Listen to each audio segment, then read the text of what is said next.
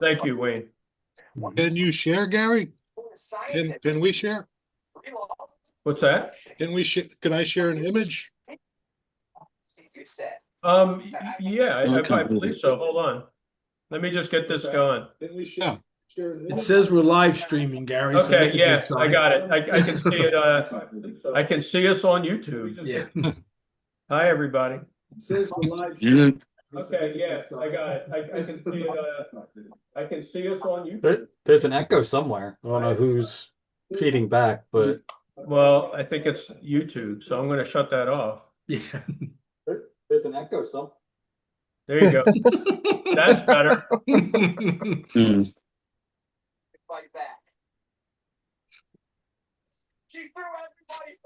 Okay, so let's see if sharing. So it looks like you can share. Okay, I'll give it a shot. Oh, send request. No, I'm not going to allow multiple. We're just going to do one at a time. So look like so Nelson, it said that you're sharing. I've sent a request to share. Yeah. Okay, try it again. Teachers witnessing or getting a 65-inch TV. Okay. What did you say? Sharing is turned on. It says sharing is not turned on. The host isn't allowing sharing for the meeting. Allow multiple? No. It gives everybody permission when they want to, but won't all do it at once. Okay. Okay, there we go.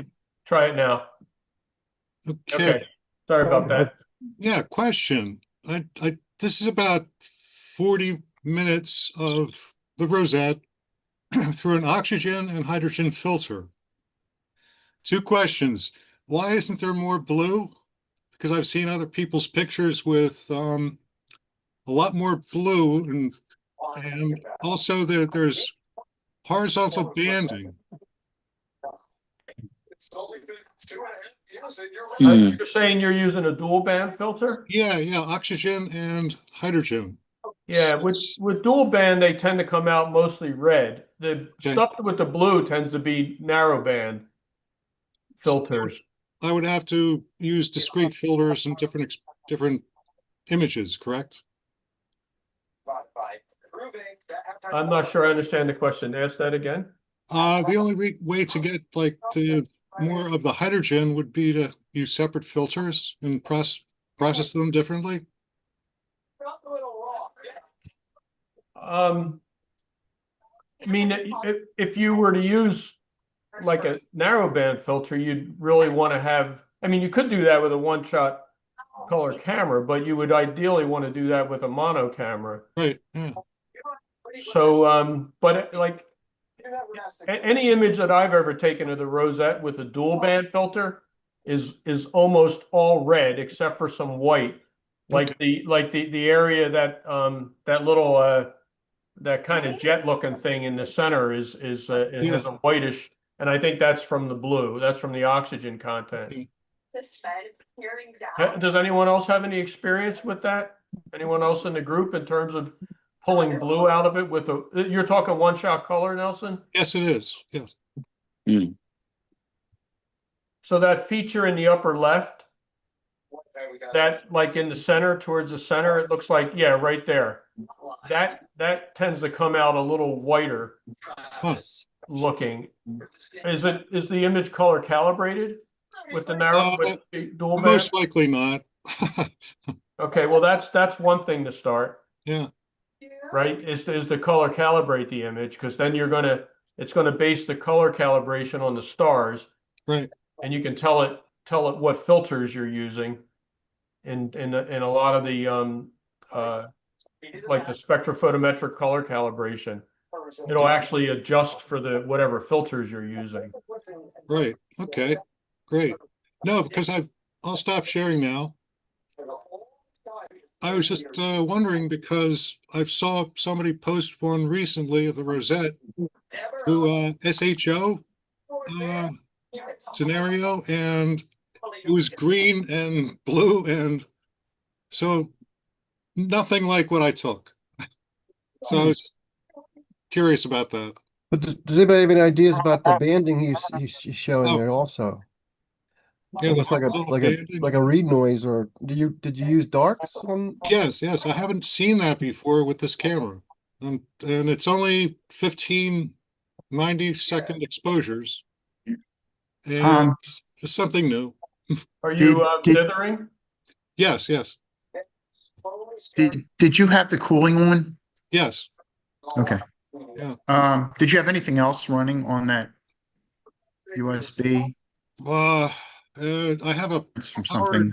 I have a powered hub at the mount, and I have a 25-footer 3.0 USB going to my laptop inside so I don't freeze my tush off. Got it. Yeah. On my phone, it's gonna give me a radiation. Fresh off of failing Did you try something like Gracspert? I have not tried that yet. No, I'm really I know. processing is my weak point. It sounds like somebody has a TV on or something in the background. Is there, Might be me. I don't know. Is my mic still on? Yes. yeah, your mic's on. I didn't know it was picking it up from that part. Hold on.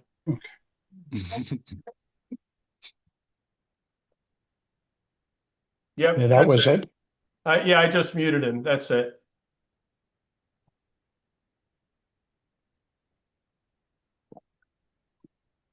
And when you're dithering, how often and how far? I'm sorry, but I use APT and PhD, of course. I didn't see any way to vary the dithering amount. It dithers at each exposure, but the amount, the default settings, whatever they may be, is what it's set at. You know, Nelson, I had a problem like that about 2 years ago. I went down to the Winter Star Party. I took some shots and I had banding like that. And as it turns out, it happened to be from the darks. Huh. And I've read that darks are most likely when you see banding like that and all kinds of things, it's really easy to mess up the darks. So what you might want to try, it's just an idea, would be to reprocess it without the darks. If you're using a cooled camera, the darks are probably the least important part of the equation. You know, the flats and even the bias are more important components. And in fact, there's people that say they don't even use flats because they say, Darks, you mean? I mean, darks, excuse me. Um, Hmm. don't even use darks because these cooled cameras, the dark current is so minor, it's negligible. And because of the risk of introducing these kinds of things if they're not perfect. Huh. Okay, thanks. So just a thought, you know. Yeah, I'll try it, definitely. I might be in and out tonight because I don't want to take 300-second pictures of my chimney, if you know what I mean. That'd be interesting. Yeah. Okay, what other questions does anyone have? Anything in particular? There's got to be something burning out there. No? I know the weather hasn't been ideal, but then why don't we share some images in terms of recent work or work that we haven't shared before. Like for instance, last month we had that excellent talk by Prasad, but we really didn't have time afterwards to share anything. So I assume there's some from there and maybe from this month too. So who'd like to start out? I know, Tom, you have an interesting Saturn one. I'm guessing Steve and Joe, maybe the storms down in Texas have subsided and Yeah, it's been wild in Texas, but had a pretty smoky summer down there too. It was until October until the the smoke cleared down there well into October. So long time. Yeah. Well, I have a picture that I'm working on that I could show you. sure. Let's see.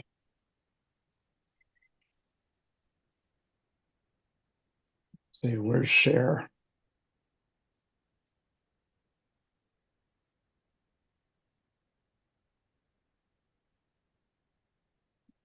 I'm not seeing share on here.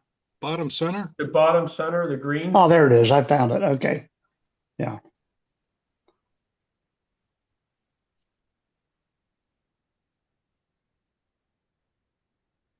Okay. Oh.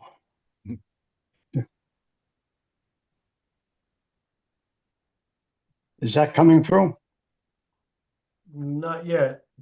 At the top, there should be another button to click. Back to meeting. Share screen. And then there should be like a little start share thing. You pick what display you want. There you go. Okay. Then here, can you see the Andromeda? Yeah. Galaxy? Absolutely. Yeah. This is very preliminary. I haven't finished processing it by quite a bit, but it's just a mosaic of 3 frames. I tried last year and couldn't fit it on one image with my optics, so I decided to do a 3-panel mosaic. And this is a half hour of each. I've got more data that I have to integrate into it, but what I was noticing was the center panel. I did a Graxpert background extraction, but the center panel on the bottom is a little darker than the others. And I haven't quite figured out why that is. And then I'm also finding where the panels, where are they? I was getting some distortion. Maybe I've corrected the distortion in this, but I was getting sections on each frame where the stars were misshapen. This particular shot may have been. I tried a script that corrected that, but I'm not sure if my camera was not square to the image or what, but I couldn't figure out why the brightness wasn't even in the center area. Pretty close. Yeah. Doesn't look It's bad now. closed, yeah. Looks good to me, Wayne. Yeah. That's hard to do. I think it looks perfect to me. Yeah, I can't Okay. see any seams on mine. Yeah, well, I could detect a little diagonal from the joint of these 2 panels where it's a little darker on the left than on the right. But maybe It's not by the time I get this processed, that'll all even out. I went back out to get more time, and I decided to get an hour of each panel. Well, the first hour on the left third of the screen, I had clouds for at least half of that, and so I got a half hour. I got an hour in the center section. In the third section, it was running late, so I cut it after a half hour of collecting because of the late hour. So now I got to combine it all and see how it turns out. But anyway, that's one of the things I'm working on. Nice job. What are you using in terms of the? Are you doing any kind of like normalization or some way to equalize the panels before you're combining them? Because that could account for some variation from panel to panel. Well, I used a script in Cyril that said it would correct distortion and did the background extraction, and my impression was it would normalize all of the panels to even it out. But I don't know. On the preliminary, prior to this version, it was more noticeable in the center that it was darker, and I'm not sure exactly what I did in this last one because haven't worked on it for about a month. Now that I have more data, I'm hoping to get back to it and finish the job. So, like you say, you can see I didn't crop it yet or anything. It still needs a lot of work. It looks, Wayne, it looks Wayne, really good. what is left for you, do you think, Wayne? Well, I need to add the new data that I got the second night that I was out. I have to go through and find out which pictures, which frames are not clouded and stack them in. And then I've got to do some probably color calibration and a lot of histogram adjustment uh, to bring out details.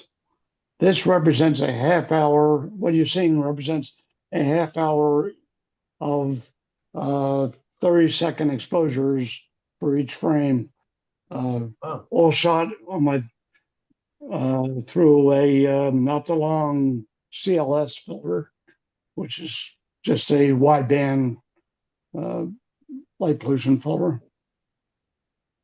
So,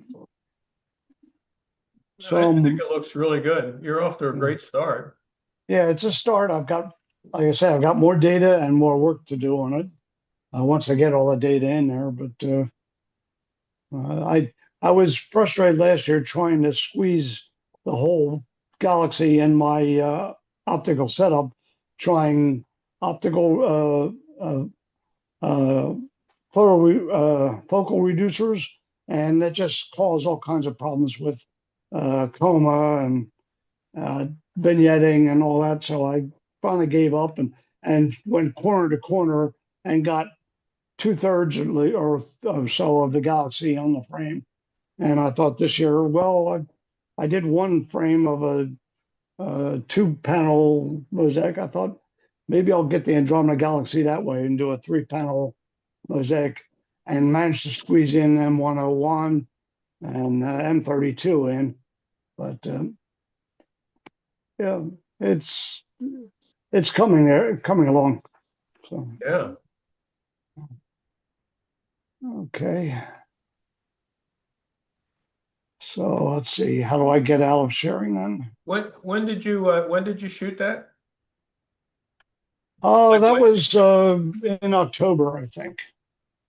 The Like first past the bunch, and 17th? then I shot just- some in November also. I'm thinking that you're just likely you have, if it was later in October, you'd have the supernova in there. Because It was late in October, yes. So yeah, because that was discovered on the 17th. yes, it could be in there if I took a quick glimpse at it and I didn't see it, but it's not processed to pick out the real faint stuff yet. So it might be in there. I just need to tweak the histogram more in order to find it. But it's possible. Yeah, look. It was look around the for it. 24th of October, I think, somewhere Yeah, around there. it would be in there. Yeah. Yeah. So that's another thing for me to find in the data once I stretch it more. Yeah, yeah. Most of the charts are just as a make it a little easier, tip to make it a little easier, that all the charts are north up. Okay. And even though it doesn't seem like it would be that much harder to process it if north is to star hop to find it if north is another direction, it makes it significantly easier. Because the first time I happened to shoot it on the 20th, just by chance, I didn't know anything about the nova when I was up at Cherry Springs, and and I had north this way, and just to make it fit in the frame diagonally. Right. And I was looking at the charts, and I'm going through and going through and going through, and it was like making my brain hurt. I flipped it over 90 degrees, just rotated it, and like found it in like 30 seconds. Yeah. Well, last year when I got my picture and stretched it and got that to a point that I was satisfied with it, I decided I wanted to see if I could find Hubble's Cepheid variable in there. And I located exactly where it is in my picture, but I can't see it. I don't see it, but based on the stars, the star pattern, I know exactly where it should be, but it's too faint. But I really wanted to see his star there. Yeah, yeah. That's nice. Nice work. Was that up at Green Lane? Is that what you were shooting up at Green Lane? Or? Yes, that was Green Lane, right? It's Yeah, all that's done there. nice. Yeah. Very Alright. nice. Yeah. So what else have people been working on? I've got a couple of things from Starfront if you want to see them. Absolutely. This is what the S30, Steve? Yep. Yeah, yeah, absolutely. And I've got How are you liking Nova. that? How are I've you got liking the your Nova S30? too. Let's see.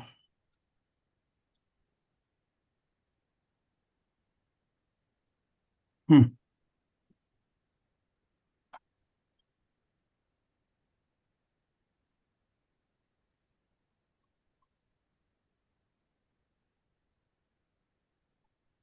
Oh, wow. Can you see that? Absolutely. So that's lemon. It's really good. That's fantastic. Beautiful. That is really good. And like I say, that's with that little teeny tiny S30, which Wow. still amazes me what it'll do, especially in clear skies. Steve, do you have that equatorially mounted? I do now. I sent out an equatorial mount to ZW1. And it took them a couple of weeks, but they did get it installed. This was Alt-Az. So Oh, I've wow. only had the equatorial for a couple of weeks. Wow. This is IC63, the Ghost in Cassiopeia. Yeah. And this was like 3 nights, 7 hours total. The first night I couldn't even barely see it. So I know there's a bunch of junk in here, but it's still. Is that a mosaic? This is a mosaic. Yes. Very nice. Oh, wait a minute. This can't be a mosaic because I haven't figured out how to do multiple mosaics. So this is not a mosaic. It's just cropped to It's be that cropped. format. Okay. Yeah, a huge crop. Wow. So here's the fish head, Cassiopeia. This was less than 2 hours. Very nice. And here's the heart Oh, yeah, look at that. with the fish head. This is a mosaic. That's beautiful, Steve. Oh, thanks. It's that stupid sea star is doing all the work. I mean, there's processing. I've had to create new techniques for processing, but I have a lot of data to work with, so I'm learning a lot. And I also have found myself in a situation I've never been in before, and that is I've got a whole backlog of stuff to process. I'm just collecting so much. And to be honest, a lot of that I'm throwing away too, so, but that's anybody. It sounds like a good problem to have Yes, enough dark sky available that you can have too much data. right. And here's the Soul Nebula. Was trying to get more of the, as was discussed earlier, the green or the blue. I've been working on this a lot to get some of that to come out, but it's the washed out white is the oxygen 3. Yeah. And I'm still working on that. And what are you using any filters with this, or is this broadband? Well, it has 2 built-in filters. One's an IR cut that you can select. And then there's what they call a light pollution, but it's actually it's not narrow band. It's fairly wide band, but it's hydrogen alpha and oxygen 3. Right, so and Steve- is this using I mean, aside from the IR filter, is it using that dual band light pollution or just?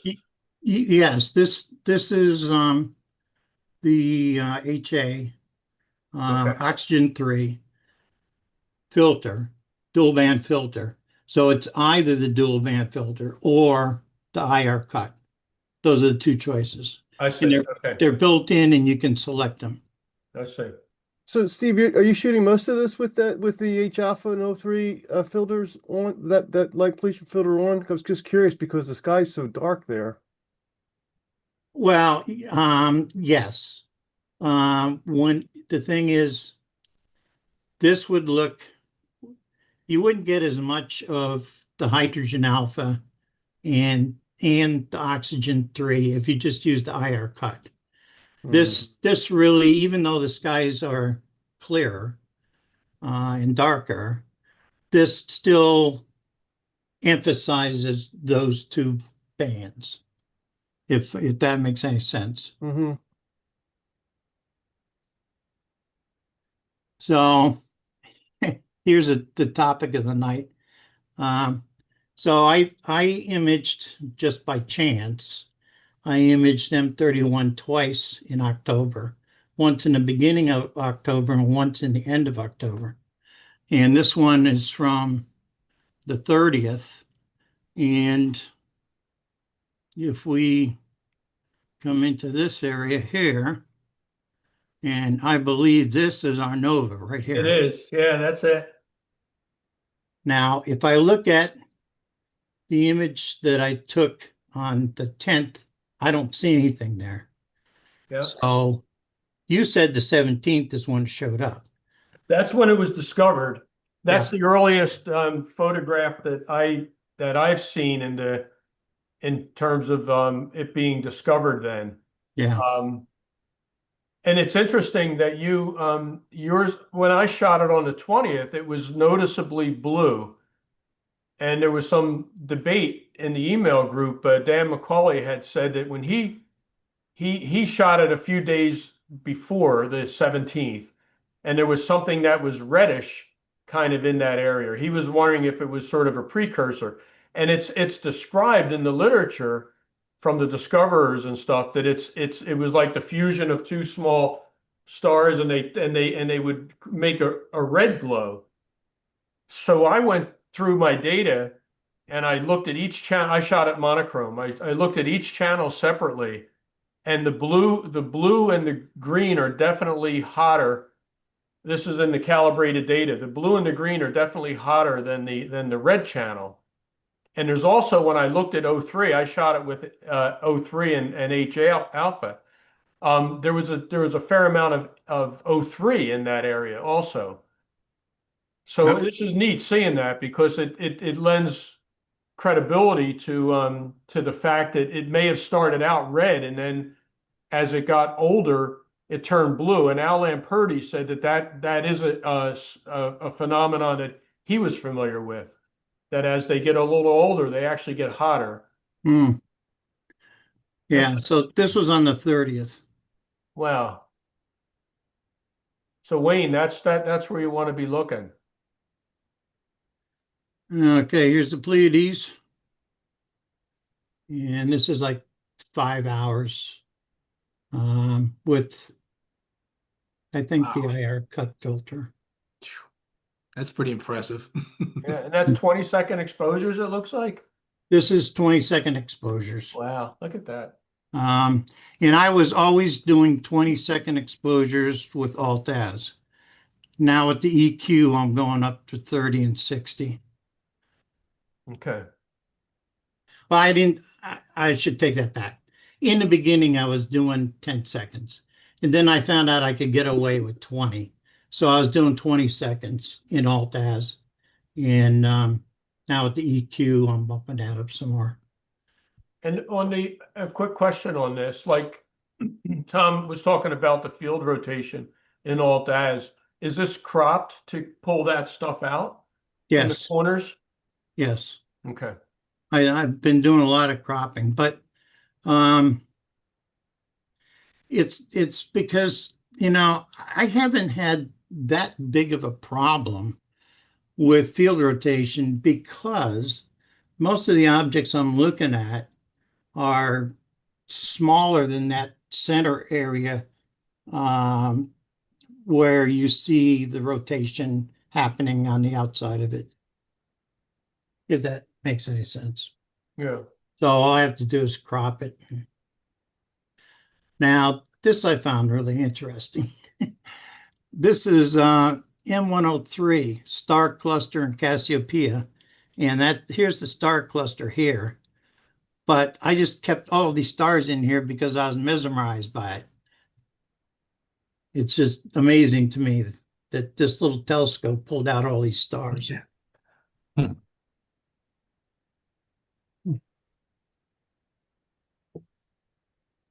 And this is what they call an open star cluster in Cygnus. I think it's part of the American Nebula. I'm not sure. But you see a little bit of oxygen 3 in here. It's not the witch head, is it?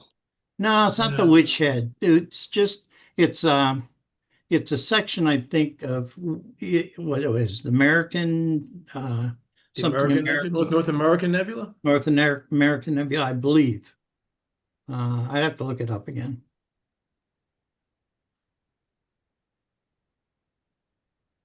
And, oh, well, this is the North American Nebula, part of it. This is the Pelican in a North American. So I'm not sure. I have to go back and look at what this one was. It just looked like an interesting area when I was looking for something to image. So this is kind of weird how That's really dramatic. some areas are so soft and other areas not. It's probably how I processed it. I don't know. But then down here you see some reddish. So it's interesting to say the least. That almost looks three-dimensional. Yeah. And here's the helix. That came out nice. This was a huge amount of cropping to get down to this, and still the detail that's here, and I can see through here, and it's greenish. So I was really surprised when I saw this. Well, this is the same bubble that I had before, but reprocessed. Where was that? I don't have a date on this one. And this is a SH2 188, which all they say is it's a planetary nebula. 5 hours worth. Looks like mostly hydrogen alpha. Yeah, huge amount of cropping. This is very small. So that's all I got. Wow. Really nice, Steve. Great work. Thanks. So having that set up down there is really working out well for you. Oh, it is. Yeah. And of course, that's the simplest setup you can think of, but I've still had multiple issues with it that they have to go take care of. Hey, Steve, I'm sending an S50 down there probably tomorrow. Yep. And maybe I could give you a buzz and get some pointers from you offline. Absolutely. Yeah. I'm sending down that switch bot, the little button pusher to actually manually turn the sucker on and off. Okay. Now, which one are you using? Is it this one? Or is it the one that has like just a curved arm? Just the one that goes like this. I'll if you don't mind, maybe I can give you a call or something. Yeah. Well, this one they didn't recommend. The one with the curved arm, they did. Yeah, that's the one I got. And that's the one that I have on mine now. Okay. And other than to test that it does work, which I did. No, I don't want to do it too many times because Sure. it's a service call for them and a day and a half wait for them to go out and just press a button. Yeah, I know. I hear you. Okay, thanks. Yep. Yeah, give me a shout. All right, thanks. Appreciate it. And just a quick little cycle back on this, the Nova and M31. I just remembered as I was sitting here that I actually shot it on the 16th when I was up in New York before I went to Cherry Springs with a 200 millimeter lens. I was testing one of my camera lenses, and it is not there. Okay. So I think it was really the 17th because this was shot on the 16th. Well, like I say, I have one from the 11th and I can't find it. Yeah, yeah. So that's interesting. I haven't even processed it yet. I stacked them, but I stacked them, I did the gradient correction, and then that was it. That's as far as I went on it. So I just opened the file and zoomed into that. I rotated it to make it easier for my brain. So that's interesting. So I think it is. So anything probably before that discovery date, people are shooting M31 all the time, but there's like 50,000 stars in that field of view, right? If you're shooting a big field of view. So the fact that someone was able to pick out a difference that, hey, this isn't supposed to be here, blows my mind too. Well, I didn't know anything about it till you brought it up. And then I went and looked in the image I took and there it was. Yeah, yeah. Well, then I looked at the image before and it wasn't there. It wasn't there. Would that still be visible? Or is that faded out now, by now? No, I think it's still visible. Well, then I think maybe it when is, I yeah. add more data into mine, it'll make it, I'll be able to stretch it and make it visible. Yeah, Because I have the October data, which should show it, and some data that taken in November, which I will stack into that, and that may give me more resolution and hopefully more signal to noise so I can stretch it. yeah, yeah, it should. Very nice, Steve. Thanks for Yep, sharing no those. problem. So I know, Brett, you've been working on some stuff too, right? Yeah, yeah, on and off. Thanks. Yeah, you had, didn't you posted a few things recently, right? Hmm. No? Yeah, that was just for the heck of it, just on the S50, just to see. You did an Orion, I remember. Yeah, Ryan, just to see what Yeah, you can yeah. do, just to see what you can do with some editing with those scopes. I gotta find it now. Oh, I put him on the spot. Yeah, somebody else talk for a minute. I gotta find it. Yeah, talk amongst yourselves. Oh, darn. So a question about Starfront. Yeah, Um, go ahead. so as long as the roof's open, you can access your gear and do whatever you want, whenever you want, right? I mean, you don't need to schedule time on it. It's your hardware. Yeah, sure. Okay, cool. I've even fired it up during the day when the roof was closed and scanned around and looking at people working in the That's working creepy. There you go. All right, this That's is right. on That YouTube, the S30 has that wide field, that little wide Yeah, field right. camera, right? right. Right. Well, they both have a terrestrial mode, so that would be Sneaky, interesting. sneaky. Okay, cool. So you don't, yeah, I mean, I mean, it's your gear. You're not going through a scheduling program like some of No. the rental scope No. things. Now, Excellent. and if you go on their website, you see that there's a section there that'll give you they have a camera that's looking at the sky. Plus, they have cameras in every single one of their observatories. So you can see if the roofs are open or not. Okay, That's pretty thanks. cool. Interestingly, I opened my camera one night, and it successfully slewed to the area and it's reading 477 stars. I'm like, 477 stars? That doesn't sound right, Well, here it's the roof is closed. And Yeah, I've done that, you know. Reflections. it still saw Yeah. stars. Yeah, the Yeah. smart money would have been on you know, checking the all sky camera first, but of course, you know, I knew better, you know. That's right. Yeah. I've had it happen where, you know, I'm in the middle of processing and I'm watching TV, and 2 hours later I go back and check, and it hasn't been stacking for an hour and a half because the roof closed. Right. Yeah. Yeah, I went to bed one night and I came back and, you know, I set it up for like 5 hours and I came back and I had 13 2-minute images.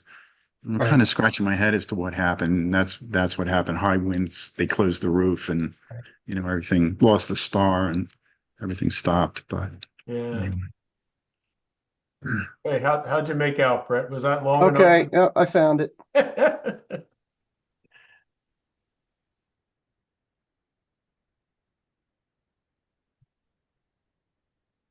Where'd it go? Can you see that?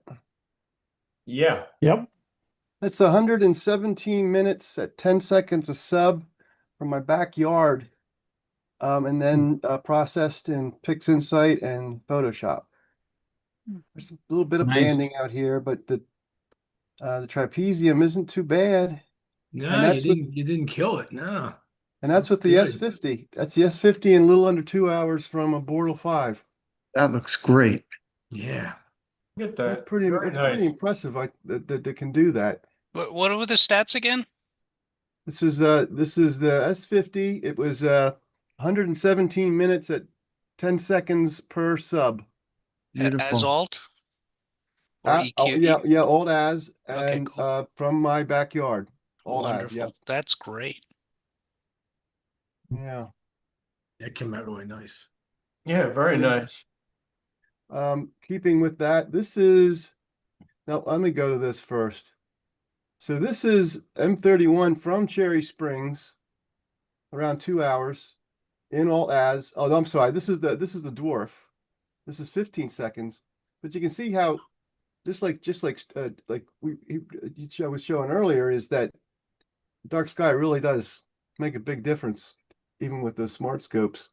And this is the same target at home, but with the dwarf at 15 seconds, but this is about 5 hours of data. So having just a whole bunch more data does kind of help compensate for it. But then just to get a sense that, or a good warm and fuzzy, that I know that the more expensive gear that I've invested in the last 2 years does still produce some results. That's the same target at Cherry Springs for 2 hours with the Red Cat 61, sorry, from Clear Skies. And that's, the optics in that, I think, is still justified. Maybe still keeping those kind of scopes around for a little while. It's beautiful. Yeah, I that's think really, so. really That's detailed. Look at one that shot color. contrast. That's a one shot color. No filters, no narrowband filter on it. Very nice. This was you were shooting the same night, Gary, with the mono, I think, is where yours came from. That's correct. Yeah, that's the one. That's the Yeah. one where I found the Nova. So you should have it in there. That was on the 20th. Yes. That was the only clear night when we were up there. Oh no, I'm sorry. Right. No. Yeah, this it was the Monday night. Yeah, no, I misspoke. I'm sorry. This was when I was up at this was earlier. This was when I was up at the Star Party. When you were at Black Forest. Black Forest. Yeah, sorry. But Okay, so that it was in still, September. yeah, this was still Cherry Springs area though, but yeah. Yeah. So so it wouldn't be on there. No.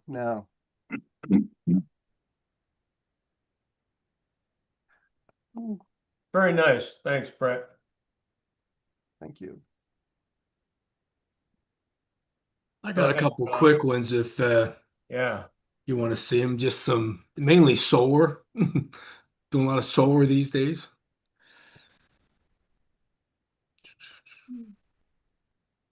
Tom, while you're queuing that up, I just want to make a point to Nelson. So Nelson, you saw on you saw on Steve's pictures of the Sol Nebula and stuff like that, that whitish Right. area. That's what I was referring to. You'll see that same kind of similar on the rosette Okay, with the dual band filter. That the oxygen will kind of make it look a little more white in that area. yeah. Hmm. Here's Cool. just you guys can see the goofy picture, right? Yeah. Yeah. Now and then you get Photographs. these. I was out today and I wasn't exposing at the time, but a very high flock of geese went over, and there was like two V's going across, and they were way up. But anyway, here's Can, sorry, I just wanted to look at that again. There was something oh that I thought was very interesting. oh you see Um, the heat? Yeah, the heat. yeah. I'm looking at the nose. I'm looking at the refraction of the light around the nose of Huh. the plane. You Yeah. see it? I don't know. I just thought that was really neat. Yeah. Yeah, and then plus the like Tom said, the turbulence coming out of the Yeah. engine. This is really a pain. If a plane comes within about if you're shooting like Saturn or Jupiter, if a plane comes like within 2 or 3 degrees, this spreads out, and all of a sudden, the image will just go to pieces for 30 seconds, then it begins to come back again. But I always know when a plane is past a few degrees away because it just goes nuts. But anyway, this is Saturn, of course, and that's Titan, which I was surprised because I was surprised how dark it was because I've never seen, but it was easy to see in the telescope visually. It wasn't much different than looking at one of the Jovian moons going across, except it looked like a Jovian shadow, more or less. But that was Titan. This was the last night where the shadow grazed across the top pole that Bob Madiri caught and Tom Scrivana caught also. Yeah, I have images of that. So this is actually Titan. That's Titan, which is Oh, very incredible. cool. Incredible how dark it is. Yeah, Anyway, that's pretty cool. this is when it's at its thinnest. This was the 23rd. It was 0.37 degrees. This is about as narrow as it gets, so that's now starting to fatten up. By next year's star party season in the fall, it should be able to see Cassini's division, I think. And this is just Saturn with 5 of the brighter moons. I like that. Yeah, I like that post. So you had it overexposed to get the moons, then you put the planet in. Yeah, You composited the planet yeah, in. it's a composite. Yeah, very cool. Yeah, and Enceladus is the faintest. That's like 11.2. But that was the moon exposures are only about 25 milliseconds. I mean, they're still short. It is short. Yeah. Yeah, well, I'm jumping around here. I don't know if you guys saw this one before. This was neat because how fast it happened. It was the fastest eruption I've ever seen visually. I mean, because you can watch this every 30 seconds, it was noticeably changed. And you can see the difference here. I mean, this little tiny thing here told Holy Gone is 9 minutes. I mean, this was Wow. moving quick. I mean, this is between this and this bottom one here is 2 minutes, and between the bottom two. Can you guys see my cursor? Yeah. Yeah. Yeah, okay. Between this Yeah. one, this was like just 2 minutes. I mean, things really were moving. It was really neat, really neat. And this is the way it looked in a conventional sense, where it flared and it just blew off. I like making GIFs; they're fun. And then here's the jazzed up version. If you like the inverted sun, I kind of like the inverted sun with the orange and white. I'm kind of partial to it. But this whole thing is like, what's it say? It's 42, 32. It's about 25 minutes from the very first beginning of this gift to the end is 25 minutes. Wow. So you can see how fast things are changing. I mean, it was insane. And how big it is. I mean, Yeah, it's huge. Oh, it was huge. Like what is it, Tom? There's like what 109 or 110 Earth diameters or something in the Yeah, sun. it was enormous. Yeah, it was just enormous. I mean, these things are traveling at ridiculous, many millions of miles an hour. Incredible. This is just a series of, these are 4 shots, exactly the same starting image, just processed a little differently, how you can kind of monkey around with the sun. This is a traditional kind of shot. Then if you can fool around with it and bring out the proms if you want it and have the sun look more or less like it does visually. You can do the inversion level, where you bring out the proms and I like the filaments when you invert it really come out more 3D-ish. So I like that. And then there's just, if you colorize the one, you kind of get that. That's neat, yeah. So that's just kind of And that's all the same data. You're just it's all the same data. I'm just fooling with it differently Fooling in with it, the yeah. IMPPG, really. And this I liked because of this hoop, this croquet hoop. And this is actually the coronal range shot, which I did post, I believe. Let me zoom in a little bit. But this was kind of neat because you can see it just starts up top and then falls down. I mean, there's nothing coming up. Everything just starts up top and then falls down, which is it was pretty fine detail. It was pretty faint, but I happened to catch it. I really didn't notice it that much at the time. I just saw it and I didn't realize it was raining down.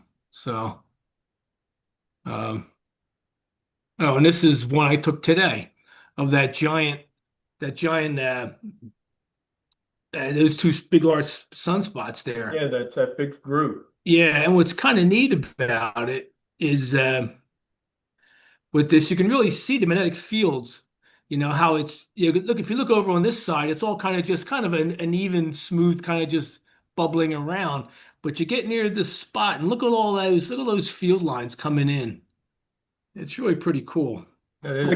What camera are you using, Tom? This is the 174 mono. That's the one you always use, right? I always use that for the sun. Yeah, it is really fast frame rates. I mean, I can shoot. I'm typically, with the sun, what I'm doing these. This is I do a this is a full disc, but a full disc you can still get it like it's almost full disc. It's full sensor, but it covers about 2/3 of the sun with the 2x Barlow. But it can still shoot at about 160 frames per second with the full sensor. Wow. If you crop it, you can go well over 200 frames a second. So with the sun, that's nice because it's so turbulent. It was a horrific bubbling day today. But still, if you take like enough of frames, you shoot them so fast, you can shoot, this is a combination. I took 10,000 frames at the top, 10,000 at the bottom, merged them, and came out with the full thing there. But what scope is this again, Tom? Pardon me? What scope is that?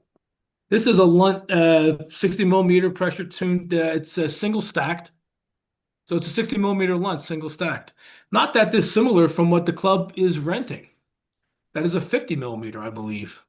And pressure tuned. I think it's the same band pass and all. So it's about 0.7 angstroms. So anyway, I think that's it. No, this is the same thing, just in just reversed, fooling around. You can see the same thing here too. You can see all the field lines, the way they just come in. It's neat. It reminds me of the little woolly man. Remember with the magnet and the Yeah, iron right. filings? Yeah, The exactly. little woolly man toy. Yeah. So I think that's it. I think that's all I got. So there you Very go. nice. Anyway, let's see if I can stop sharing here. Okay. Nice. Very nice. Thank you, Tom. Yeah. Gary, I can show quick the that boogeyman that I did at Cherry Springs. Yeah, please.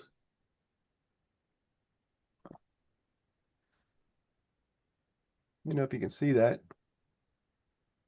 Now it's up. So that's 174 minutes at 174. No, I'm sorry. It's 87 subs at 2 minutes each. So a little under 3 hours. From Cherry Springs, same scope, color, no filter. This is the 61, the Red Cat 61. This is the 61, yep. Very nice. That's cool. Yeah, dark skies really make a difference. It does, yeah, in terms of not needing nearly as much time, you know, when you look at Especially signal to with noise all this ratio. here. Yeah, this this is because you look at a single frame and you don't see much at all, really. That's beautiful. Thanks. Really nice. Wow, Yeah. really nice. Thanks. Joe, do you have any recent ones from? I have a couple that I could bring up from like the summer and early fall. Are you using Starfront much, Joe? Yeah, up until the last 2 weeks, I was. I had a couple little technical issues, but not bad though, you know. Yeah. Um, so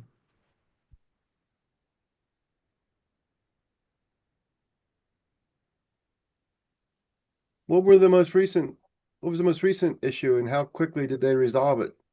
you know, I had a cable issue and I had a plug out, and the plug out took, I think it was 3 nights, but it seems like it always happens on a weekend, you know. So I'm not I'm not sure why, but it's always a Friday night, you know, and you know, and the coverage isn't quite as good, and usually by Monday I'm back in service. But anyway, let me see.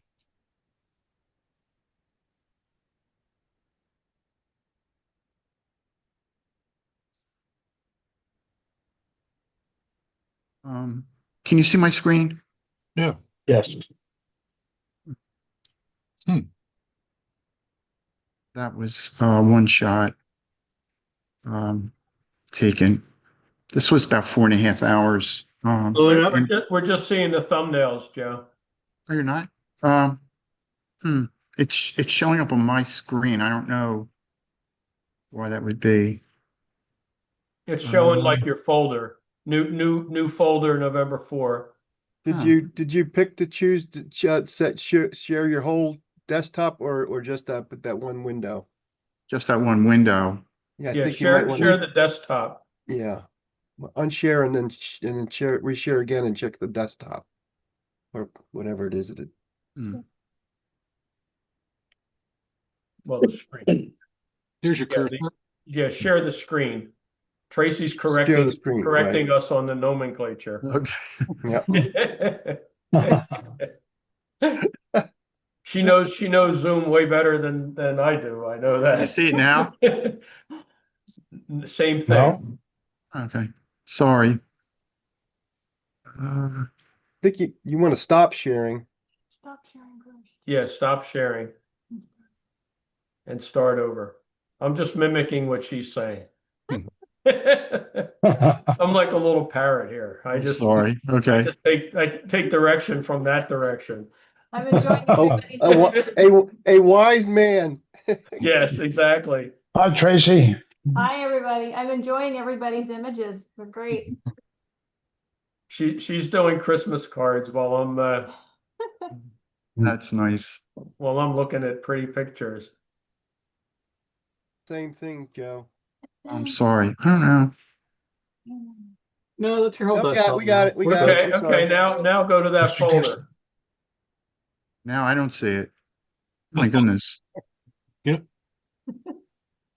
Oh my God. There you go. There it is. Now open that. All right. There it is. Oh, can you see it? Wow. That was worth the wait. Oh, You got thanks. some nice color. That was about Yeah, that's nice. 4 hours.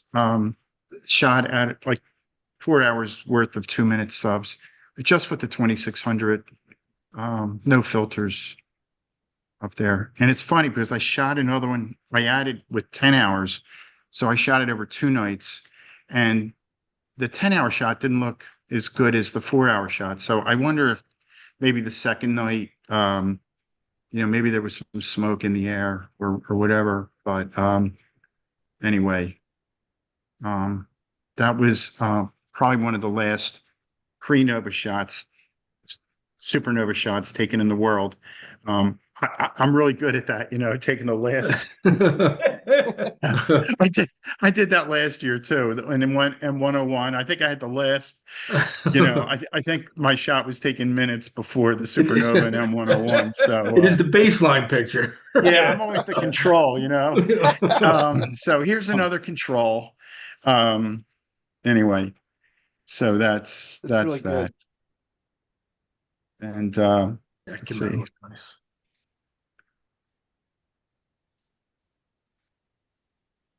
Yeah, that's interesting. Wow. Yeah, look at that. A lot of color. Nice. Probably overdid it a little bit with the color. Kind of like color. I don't know.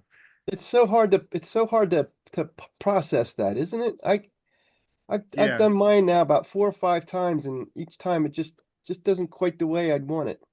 Right. Right. Yeah, I looks know. good. That looks really good. You got a lot of detail there. Yeah. Thank you. Are you using masks, Joe, when you process? This was processed in serial. I on these I didn't use the mask. I used star reduction. I used a script in Python for that in serial to reduce the stars. I think there was a little bit of haze when I shot this, though. You can see it around the brighter stars. I don't think that's all nebulosity. I think some of it is haze. So these different colors are what you brought out without like masking or anything. Yes. Okay. Yeah, I was just trying to be really careful with the curves, and I adjusted the saturation. That's all. Okay. But I didn't do any real color correction other than histogram transformations. When I do color adjusting, I usually look really closely at the histograms and try to adjust them because with the 2600 you always get a lot of green. So I usually try to adjust the histograms and adjust the color that way. So for better or for worse.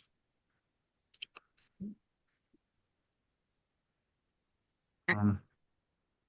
M17. Oh, nice. Look at that star field. That's amazing. It's an amazing part of the sky, Yeah, it's and just funny when I shoot those objects like M30 and I mean M8 and M20 and this and like I I have to adjust the exposure and keep it short because otherwise it looks like it's stretched when it's still in linear, yeah. These objects are just so bright. Yeah, it's such a rich part of the sky too. I remember one time I was shooting. I did a wide field. Actually, it was a 2-panel mosaic with the TV85. So, and it was of M820, and the star count when it was plate solving, it was like 360,000 stars or something. Right. I mean, it was right. insane. I think they should have just after like 1,000 stars. Who cares? You're going to find what part of the sky you're looking at. Right. That's amazing. This is just M16. Very nice. Very nice. Yeah, each of these are about 4 hours exposure time. And this is with the refractor, with the Yeah, with the 400, with 400. the ASCAR 400. Very nice. No reducer or anything, and just the 2600. So that has a pretty flat field then, I guess, right? That ASCAR? It seems to. It's a 5-element. There is still some chromatic aberration, but the field seems to be fairly flat. Nice. I do have a reducer for it, but I have not. When I sent it down there, I figured there's probably a million things that can go wrong. And the reducer sometimes I've heard can be a little bit tricky to get the spacing right. So I didn't send the spacer initially, and I may do that. This is the last one. 253. Yeah. So I have to work on star sizes and things like that. I've used StarNet and everything like that. I don't think I'm particularly good at it. And you know, I really want to spend a little time getting better with those aspects of the processing. It looks great. No, that's Nice good. work. Thank you. Joe, you said earlier about the roof was closed and you were, did they send out like text alerts or? I think what I was seeing, it was probably like little reflections off the roof, and the software was picking it up as stars, but the roof Right. was definitely closed. But I mean, with your ASI Air, I'm guessing they can send out an alert that you could put it in like this, like a sequencer in Nina, so that it would stop shooting. But with the ASI Air, we would have to manually stop. In other words, if a storm started to come up or it got real windy and they closed the roof, do they notify you? Like, can you sign up for like a text message or a text alert? I guess I can. I have not. Most people would know whether the roof is closed or not, I'm not one of them, but Well, right, but you could set up for the night and a thunderstorm comes rolling through and they close the roof and you wouldn't, unless they let you know, you wouldn't know and Right. you'd be shooting and wasting then you have to go back and. They may have that, but I didn't see it anywhere in all the stuff that I read online. I didn't see where that was something they were doing, but they may.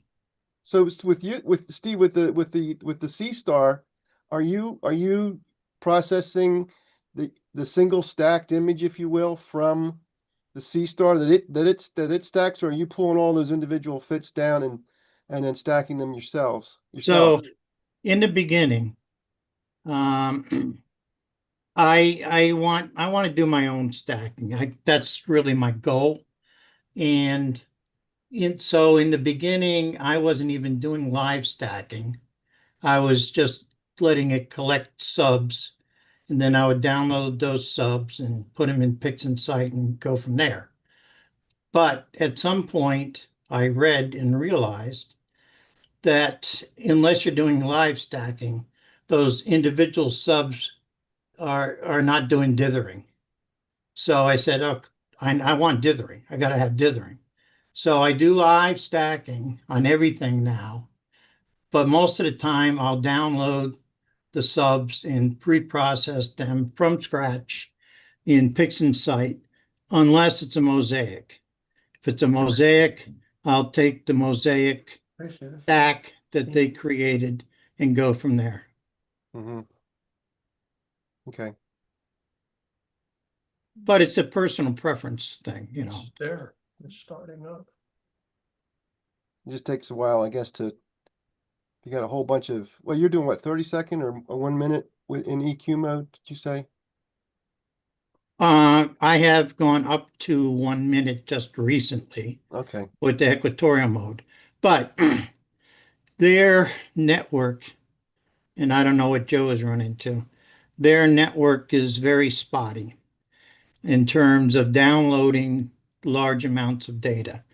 I have had days where I could download hundreds or 1,500 subs in less than a half hour, and other days where it's taken me hours and I have to do it small chunks at a time.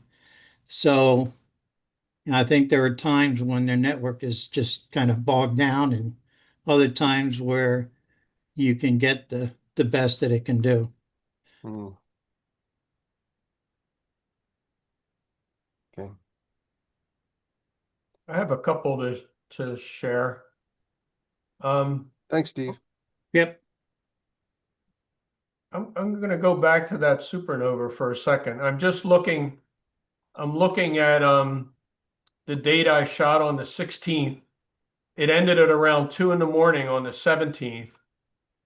And you can actually start to see something in that area. Oh, wow. It just serendipity. I mean, this was not anything planned. I'm not sure how I might have to just show. I just have like a screen transfer function on this. Like I said, this image is is just gradient corrected. And it was also shot with a 200mm lens.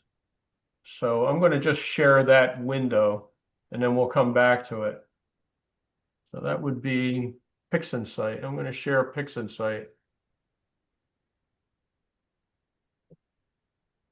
So can you see where my cursor is right there?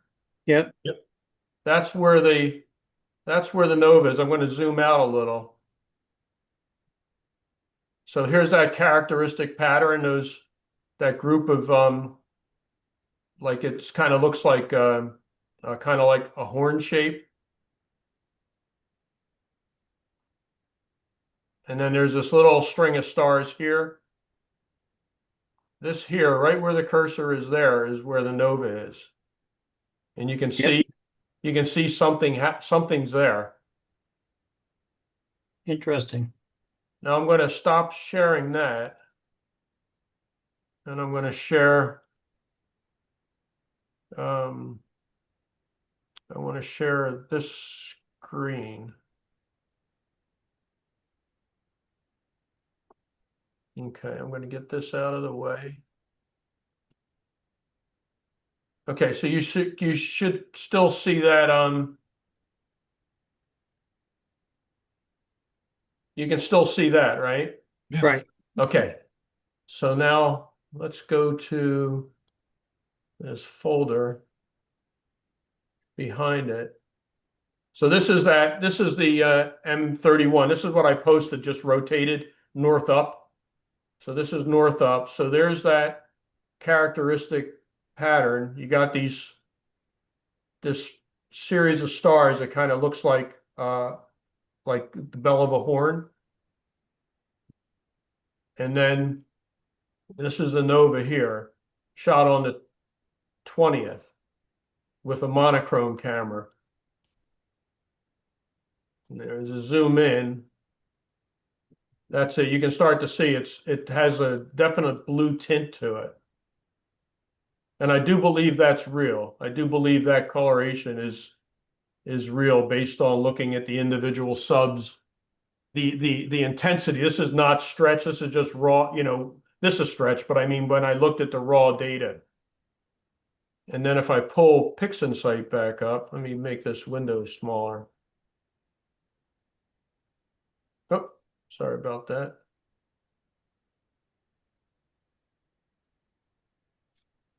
Get that out of the way a little. So that's this.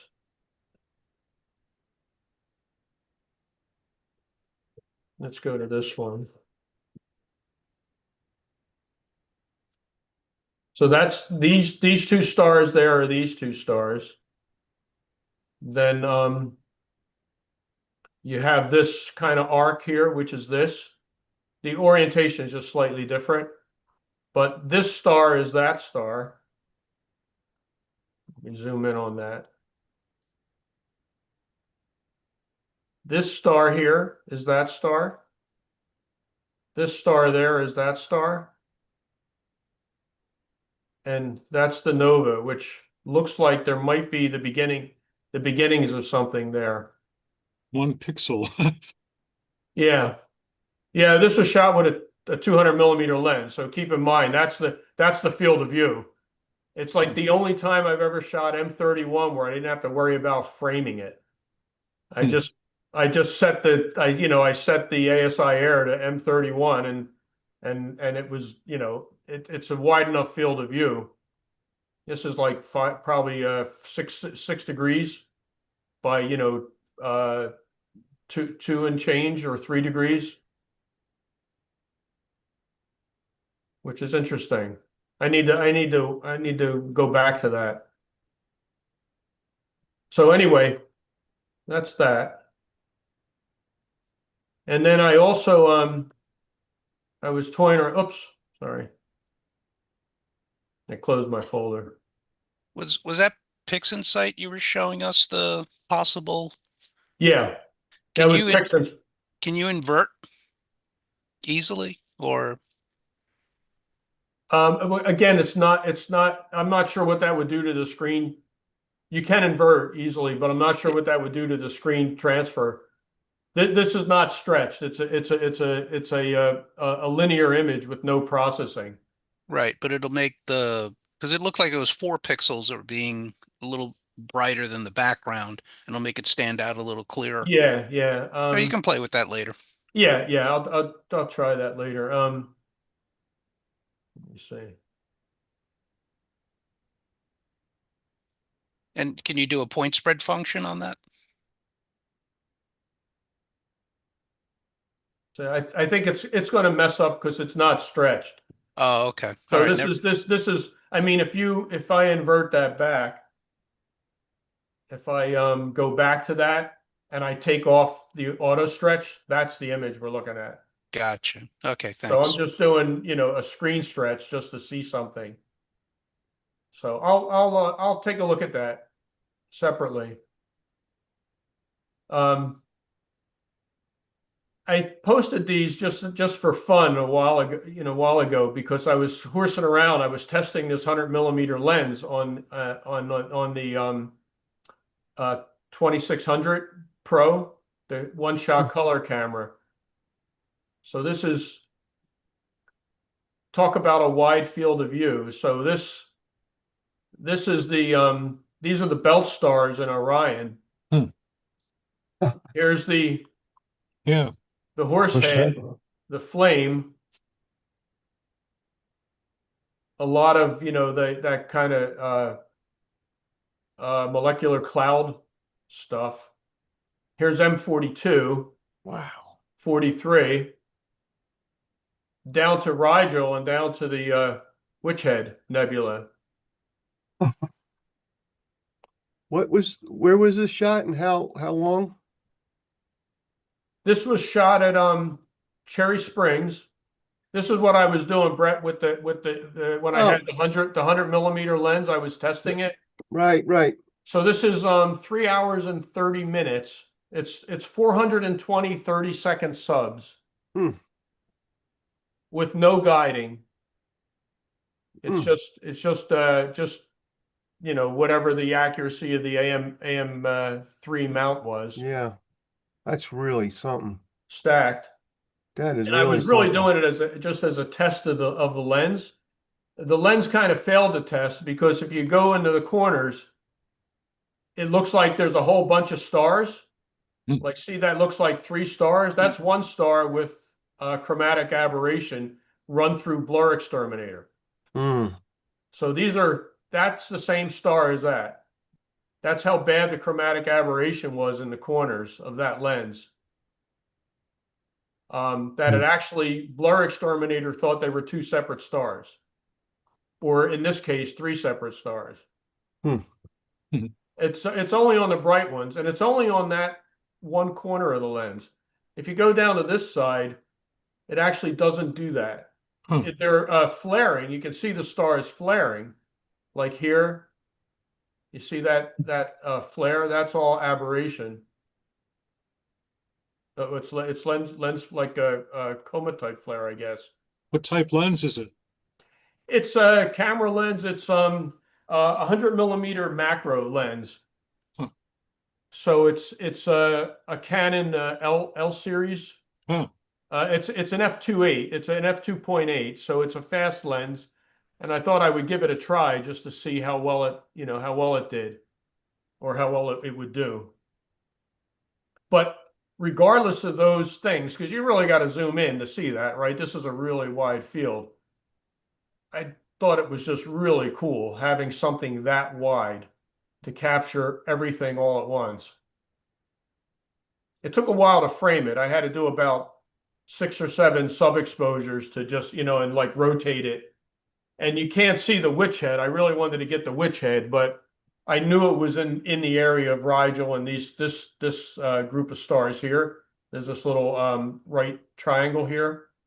So I knew it was kind of like if you take these as sort of a triangle, Rigel, and then this group, and then that, I know it's sitting right in that area. I probably should have gone a little bit lower because I could have moved the belt stars up a little. But again, this was just kind of for fun. really then good. and then later on, I shot M45 that same night with that same setup. And this is rotated a little differently. It's a different aspect ratio, but this is a 100 millimeter lens, same exact setup, showing all the that sort of molecular cloud stuff.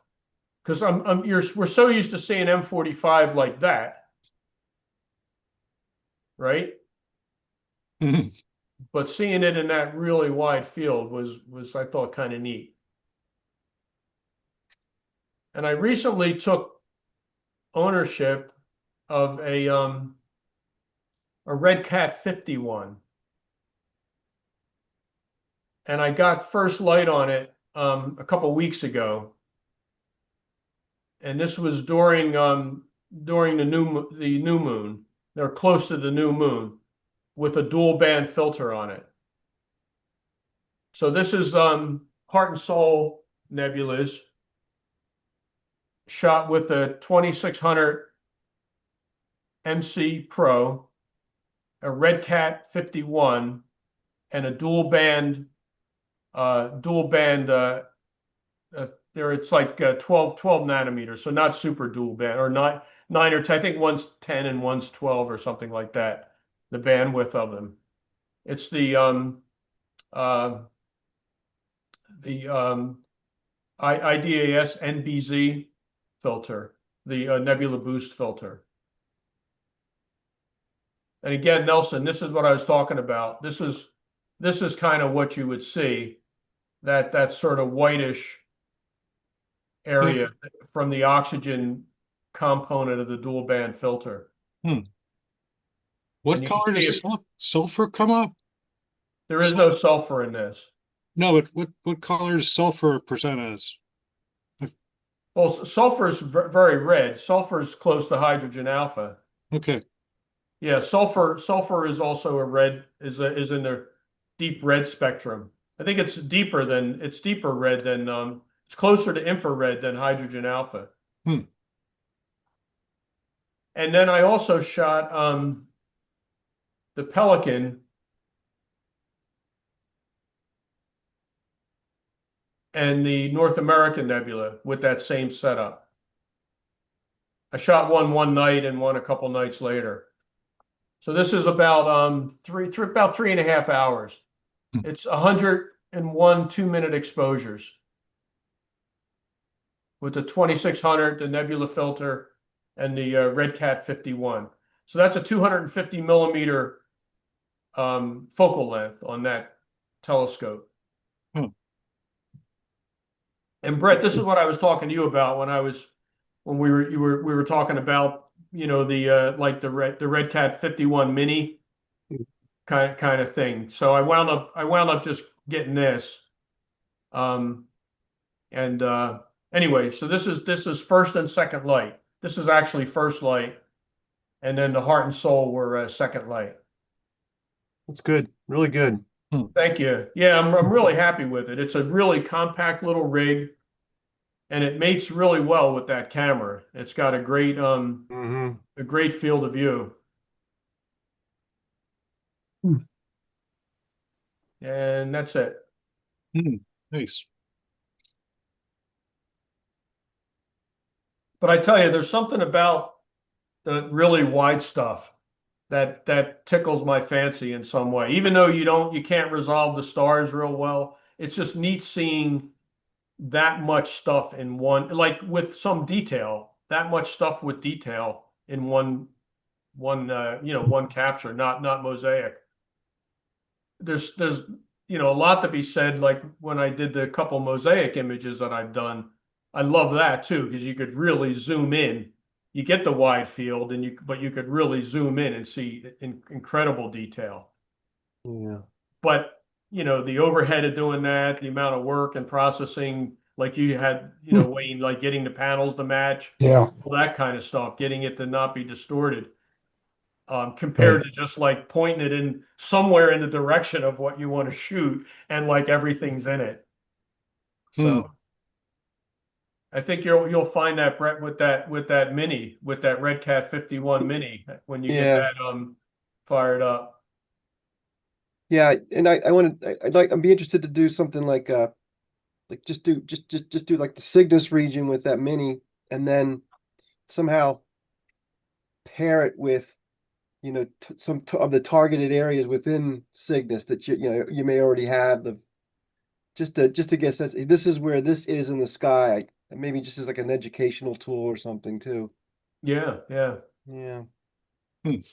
And I know what you mean about the mosaics. I have 4-panel SHO Veil Nebula from, I guess I got about 5 nights of it, and it's just sitting there staring at me because it's going to be so much work to put together.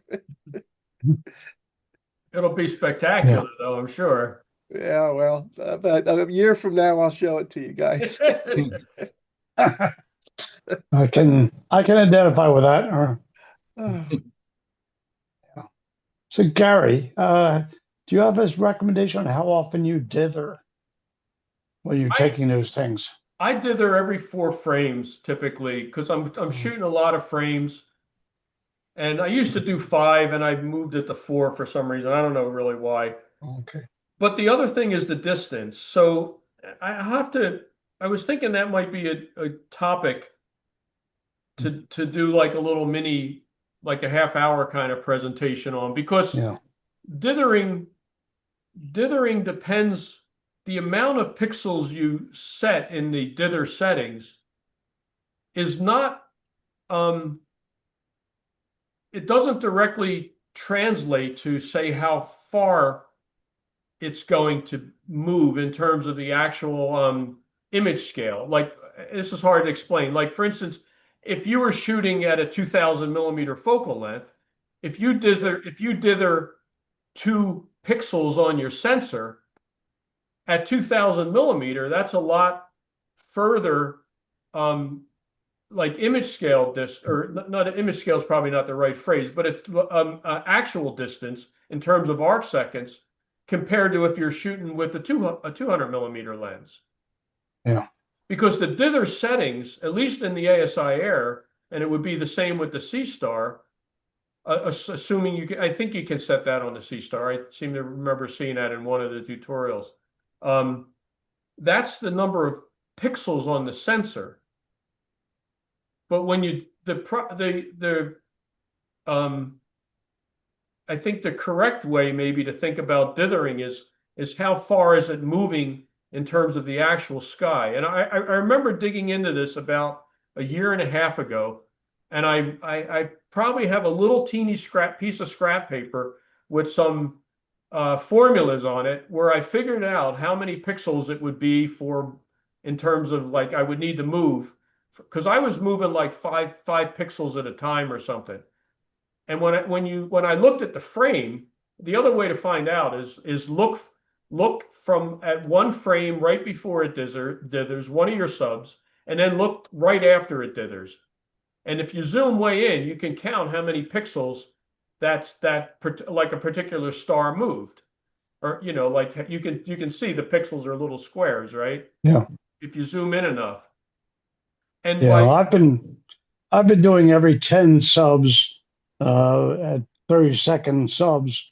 The frustrating part is it really screws with your planning of how long you think it's going to take. It does. Yeah, because every time it each dithers, it has to dither settle. takes a while to settle. Settle. Yeah, so you might lose 5 or 10 seconds of settling. I mean, minimum probably. I'm losing a couple of minutes at least. Well, one thing to do is look at your settings for what your criteria is for settling.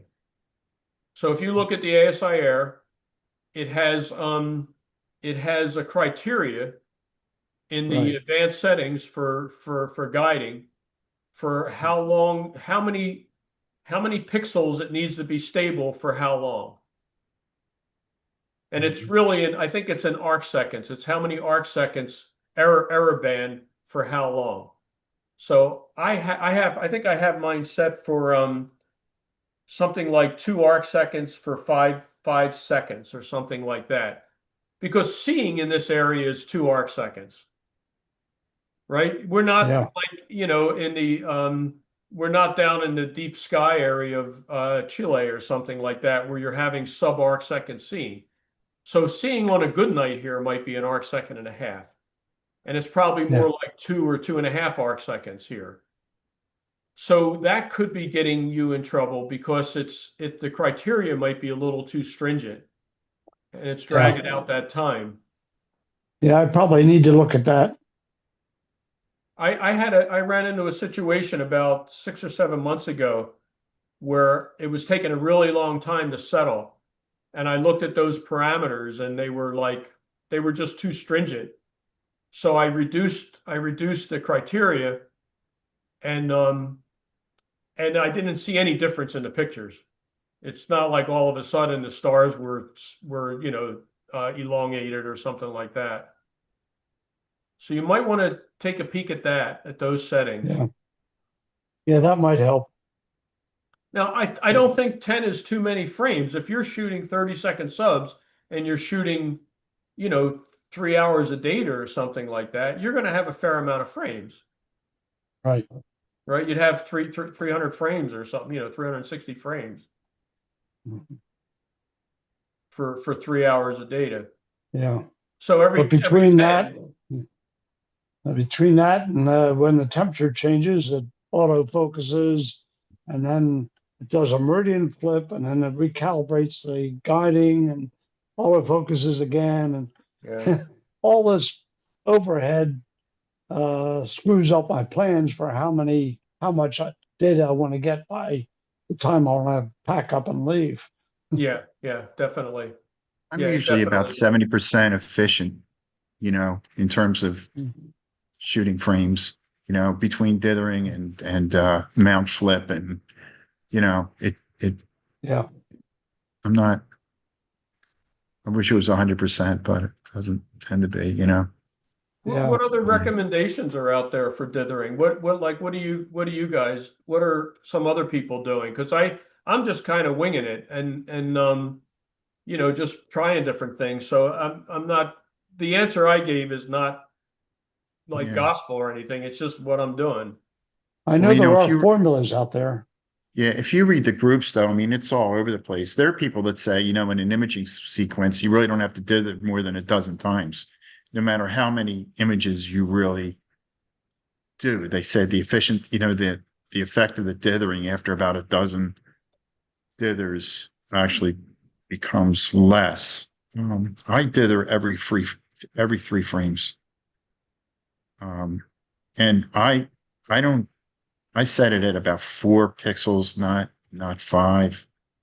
I don't know. It seems to work out okay. There are those that dither every frame, you know. Yeah, I've heard that. I Now, do it every. do you do drizzle? Because some people argue that if you're drizzling, then it's better to have more dithering. I mean, you absolutely need dithering for drizzling to be effective. Right. So my understanding is kind of almost the more the better in that, you know, within reason. Is that true, or do you know? I don't drizzle. I mean, I was under the impression drizzling was good if depending on how much data you have. If you don't have that much data, that's when you drizzle. That's what I was told, but I've never done it. Yeah, I think my understanding is that it's more from an image scale standpoint. Like for instance, with my TV85, when I shot the M31, right, that had the Nova in it, I dithered like 4 pixels every 4 subs, and I did a 2x drizzle with a 0.9 reduction in pixel size. And when I look at that image, that's what I processed. Like that's what I actually processed. They're huge images because it makes it 4 times as big, right? Twice in each dimension. But that's only because that image, that optical setup is undersampled.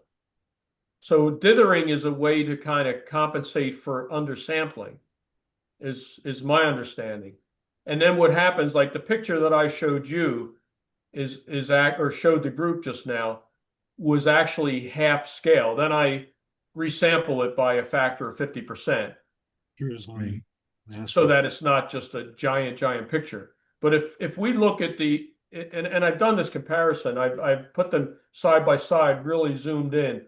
The stars, when you drizzle in an undersampled system like I'm shooting, it's there's just noticeably better. So that's kind of how I approach, or how I think of drizzling. Like that Red Cat 51 is extremely undersampled, right? That's like four arc seconds per pixel, something like that. Or three, I think it's 3.88 arc seconds per pixel. My TV85 is 1.6 arc seconds per pixel. A recommendation for deep sky is, if you have good seeing, it could be 1.25 arc seconds per pixels up to 2. So it's not that far off. But the Red Cat is certainly far off. That 100mm lens is like it's just silly to think about how undersampled that is. The C-Star S30 is close to 4. It's seriously undersampled. Yeah. So I do a lot of drizzling. Do you? Yeah. And what kind of parameters are you using, Steve, for your drizzling? And your pretty close to what you said. Usually 2x, around 0.9 or 0.85, with square drizzles. Yeah. I've experimented with drops and other things, but I ain't seen any difference. So it's now, if I just take their stacked image, I think they've already done a lot of that already. So I'm just talking about when I take the subs and restack them myself. Right. All right. Let me Hey, Gary, yes. quick question. I mean, I've heard about this drizzle stuff. I've never done it myself. That might be an interesting topic, maybe to discuss at some point. I hear you guys talking about it, but I have no idea of what's involved in doing a drizzle. I mean, I dither. I mean, when I'm down in Chiefland shooting 10-minute subs, I usually do dither every third sub. Okay. But I've never done anything with drizzling. So just some food for thought, maybe. I think you're right, and we do have that on our list. I was putting together the kind of astrophotography chair report for the upcoming board or the business meeting this Saturday, and I looked at again the list of kind of the wish list of things we wanted to talk about, and that actually is on there still. So I think it's probably worth it to do something like that. I'll have to find that little piece of scratch paper, or else figure out how to do that again. Yeah, both it's dither kind of and my drizzle. Well, sorry, say again. Go ahead, I said Wayne. both dither and drizzle would be worthwhile. Yeah. Yeah. But just as a side note, it's my understanding, and I could be wrong, that if you want to do drizzling, if you don't, only if you want to do drizzling only if you need to. And if you're undersampled and you do dithering, and then you can do drizzling and get something better out of it. But if you do it without needing to do it, you could possibly make things worse than if you didn't do it at all.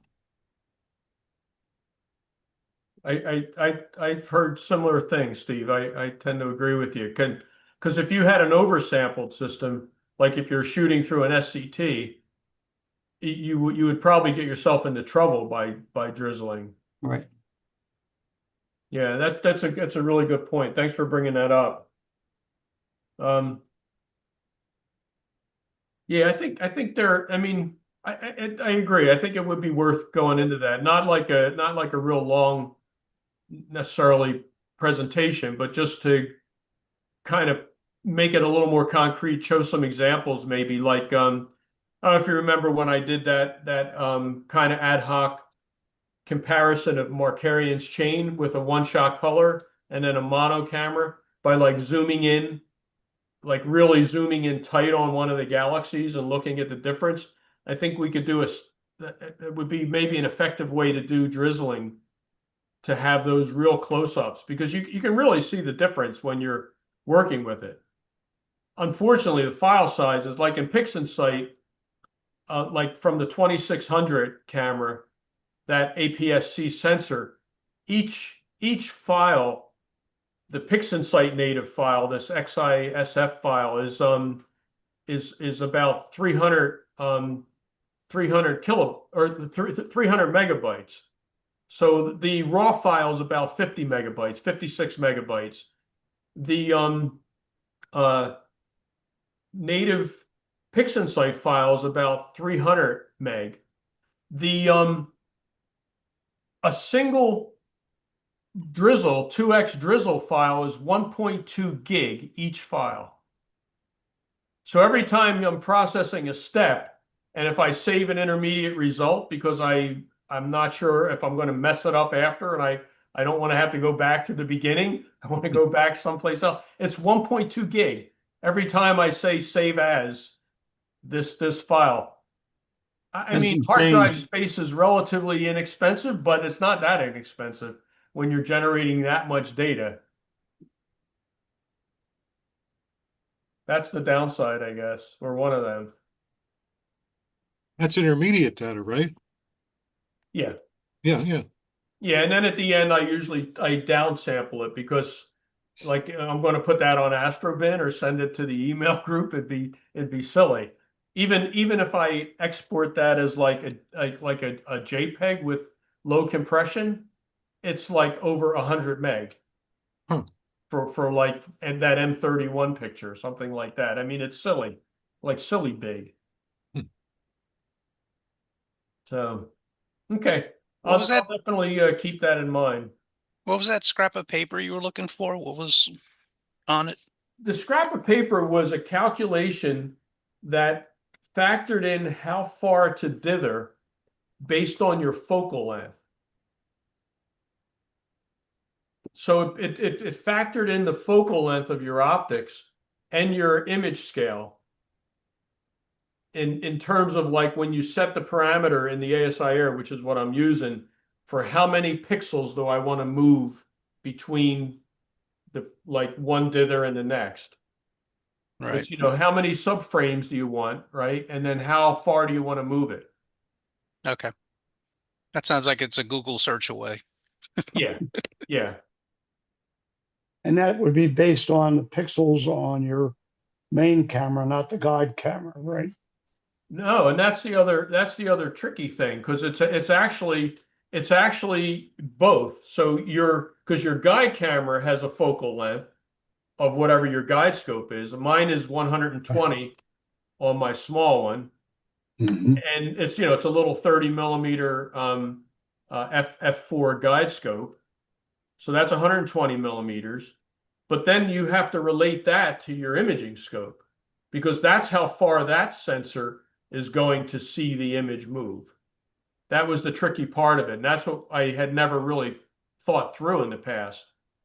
But what I found out was like when I was cropping out the stuff like the edges because of the dithering not overlapping, I was losing like a whole bunch around the perimeter. And I'm thinking, wow, it must be really dithering a lot. And I had it set for 5 pixels. But 5 pixels at 120 millimeters was actually like, you know, 15 or 20 pixels at 480 millimeters, which was what my actual camera was. And then you have to factor in the ratio of the sensor size, the pixel size of the guide camera compared to the main camera. So there's 2 sort of ratios there that are playing against or that add up. Yeah. So It's a I little changed it to complicated. 2. Yeah, it got a little complicated. It was easier than it seemed like it would be once I actually did it. But it was one of those things where I just never thought about it that way before. But that is what's going on. And that's so I wound up changing my dithering a lot of times if I'm using the 480 millimeter with that 120 millimeter guide scope. I only move at 2 pixels in the guide scope. And that Yeah, I think translates to like eight pixels on the regular camera. yeah, I think I'm moving mine too much so that the part that I have to trim out is greater than it needs to be. Yeah. And when I look Yeah. at the stubs, I can see it shifted. I'll have to do what you said and count how many pixels it's actually shifting and cut back if it makes sense to Yeah. cut Yeah. back on that. Yeah, I think that would be a good thing. And it's easy to do, you have all the subs, so Right. just page through them until you see it jump. And then take the one before and that one, zoom into it and see how many pixels the star moved. Yeah. And do you dither in both axes or just one? I always dither in both. Yeah. Yeah, I've heard you can actually make it worse by dithering in like RA only. Now some mounts only, like if you're on a tracker, they typically only dither in RA only, like especially like the Ioptron Sky Tracker things. I've heard that can actually be worse. I've never tried the experiment, but I have heard that, Alex. Joe, do you have experience with that in like RA only dithering, or do you know? No, I never did it. And for that reason, because I heard the same thing, that you can actually make the results worse by only dithering in RA, I say. you know. Yeah, I've 'cause the had Scar trackers though. Go Excuse ahead. me? I'm No, sorry. go ahead. That's fine. I've had trackers that, didn't have the, I didn't have a guide scope. So every once in a while I would turn the tracker off for a second and then turn it off for 2 seconds and turn it off for 3 seconds, so I've done that. I don't know whether it improved the result or not, but I mean, overall in my guiding, I mean, my results were much better when I dithered than when I didn't. I'll leave it at that, Yeah, yeah. Tom, do you have any experience with that? I know you're mostly doing short stuff, so you're probably not dithering. I am dithering, yeah, because if I don't dither, I'll have some. If I have anything, if the flats aren't perfect, if I got a hot pixel, it'll just show up as a problem, Yeah, Well, yeah. what I do, I don't have a guide scope, so but with SharpCap, I set it up such that you can tell it how often and how many pixels you want it to move, and you can say both axis, one axis, whatever. So I always do both axis, and I'll say every because I'm shooting short subs, I'm like 10-second subs. So once every 2 minutes, I'll dither uh, about about 15 pixels maybe. I'll just move 15 pixels. And it just happens in SharpCap. It does it automatically. I don't have to, there is no calculating there. I just tell it the number of pixels I want to move and it moves. Right. Well, that would be simpler because you're not using a guide scope. I think the Yeah. complication comes because of the ratio of the Yeah. focal Yeah. lengths and the pixel sizes. Yeah. So it's And what mount would that be on, Tom? I have an Ioptron EM70. But Okay. I mean, it doesn't matter with SharpCap, any ASCOM mount, it'll work with, I think. Right, but mechanically, so you don't find backlash to be a problem? I don't. I mean, I guess I don't. I haven't noticed it. I let it settle. You can put you also put a settle time in and all that. And so that's all built into SharpCap. So I can set everything up and I just let it go, and it also helps because I know if you and also SharpCap has a thing now where it keeps your object centered too. So that's part of the guiding business too. I have it check every 2 minutes or something. And if the object has drifted more than like three or four pixels, I'll have it go and recenter the object, so it makes my stacking easier. And I don't get those without that. Without guiding, you can get bands, on the bottom and one side usually, or top and one side. And this way you don't get that. I mean, you get them, but they're really, really like thin, you know? And so the object just stays centered and I'm dithering and everything, but there's no guide scope involved. So for me, it works. Yeah, yeah. That's interesting. And Steve, do you what, like, how often and how far are you typically dithering? Oh, you're muted. Sorry. I can unmute, or I can ask you to unmute. It looks like. There you go. So you're talking about when I'm at home here? Yeah, yeah. Backyard? When you were doing that, yeah. Yeah, so I'm still set up out there. I just haven't spent a lot of time going out there at night. But anyways, I would typically dither, well, it depends on how long. So I would, my subs would be anywhere from 30 seconds to 2 minutes. That's usually the frame that I'm working in. And this is on the 8-inch Newtonian. And my dithering would normally be like every 2 or 3 frames and dithered for like 3 or 4 pixels. Okay. So, I mean, like you said before, if you read about it, it's all over the place. Yeah. What people are doing. But in my mind, doesn't matter whether you dither for 2 pixels or 20 pixels, as long as you're just randomizing the pixels, does it really matter? That's my question. Right. Yeah. I mean, in terms of the, it's more in terms of like that, not wasted space, but that the area that you have to crop out. If you're dithering by a large distance, you're going to have a larger band of stuff that has to be cropped out around the perimeter. Because it's, you know, it's doing this each time rather than doing this each time. So that was the only factor. I think that's the only factor. I don't think it matters in terms of getting rid of banding if you're doing it enough. Right. Well, that's my point. Yeah, You yeah. know, do you have to dither more than 2 or 3 or 4 pixels? You know, do you gain anything? Yeah, probably not. Thanks a lot, guys. Thank you, Nelson. Okay, take care. Take care. Okay. It seems my camera's going to hit my mount before I take pictures of the. Oh, you better deal chimney. with that. Take All care. right, See you thanks a next lot. time. And don't forget, next month, the end of January 28th, is Joe Lamb talking about his spectacular lunar image processing and acquisition. All right, great. Better get to work. Thanks a lot, guys. You better start reading up. Spectacular. That's right. All right. See ya. I'll have to Take buy care, some Nelson. photos. Yeah. I don't think so, Joe. I think you got all of this pretty much down pat. Yeah. You're Thank you, the but- moon expert. Pressure's on now. Pressure's on. Yeah, Well, I I'm still going to have be get talking. Tom, though. I'm going to be talking about the moon Friday, but I don't have any of my own pictures to share on that. I'm stealing pictures on the internet from NASA and other sources. Joe will give you Yeah. pictures. Right. We won't tell anybody, Wayne, okay? It'll be our secret. Yeah, yeah. Well, Mom, I get tell them those to do a pictures, Wayne. disclaimer. Mum's the word. Trouble is, when the moon is out, I don't take a telescope of the camera out.